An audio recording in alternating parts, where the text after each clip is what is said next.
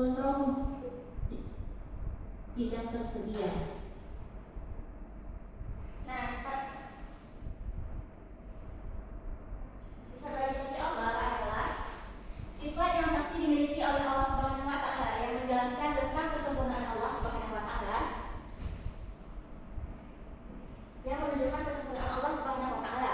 Dalam ilmu tauhid, biasanya sifat wajib bagi Allah berjumlah 20 sifat, yaitu wujud, qidam, baqa, mukhalafatu lil hawadits, qiyamun bi nafsihi, wahdaniyah, qudrah, iradah, ilmu, hayat, sama, masad, kalam, hadiran, bidan, aliman, hayat, sami'an, basiran, dan mutakaliman. Selanjutnya yaitu sifat mustahil bagi Allah. Berapa tadi sifat mustahil bagi Allah? 20. Nah, sifat mustahil bagi Allah adalah sifat yang tidak mungkin dimiliki oleh Allah Subhanahu wa taala karena bertentangan dengan kesempurnaannya. Jadi, sifat mustahil bagi Allah ini merupakan kebalikan dari sifat wajib. Kalau sifat wajib menjelaskan tentang kesempurnaan Allah, maka sifat mustahil menjelaskan tentang hal-hal yang tidak layak dimiliki oleh Allah Subhanahu wa taala. Contohnya, kalau Allah Subhanahu wa taala maha mendengar, maka Allah tidak mungkin benar sekali. Kalau Allah maha melihat, maka Allah tidak mungkin buta. Ya, ada yang bisa kasih contoh lain nggak? Kalau Allah Subhanahu wa taala maha mengetahui, mustahil Allah tidak mengetahui. Iya, benar sekali. Sampai sini paham? Paham. Oke. Selanjutnya, sifat-sifat Allah terbagi menjadi 4 bagian, yaitu nafsiyah,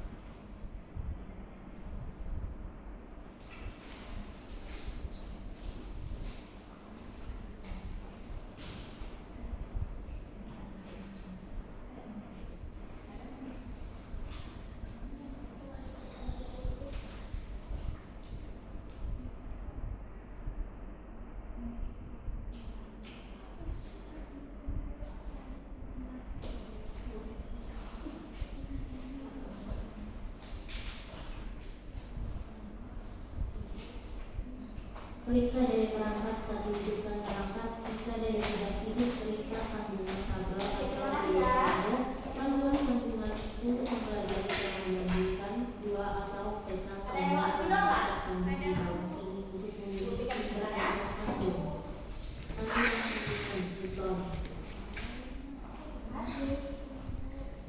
Nah, jadi sekarang kita main permainan atau soal menjodohkan. Tadi kan aku udah bagi jadi dua kelompok. Yang ini tugas kelompok A,